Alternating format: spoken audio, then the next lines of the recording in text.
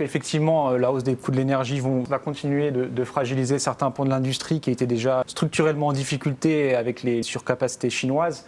On peut penser notamment aux industries énergivores telles que l'industrie chimie ou encore la plasturgie et la métallurgie. Aujourd'hui, on est sur un choc qui est quand même de nature différente. En 2022, c'était un choc plutôt localisé en Europe, avec notamment une envolée des prix du gaz qu'on n'a pas aujourd'hui.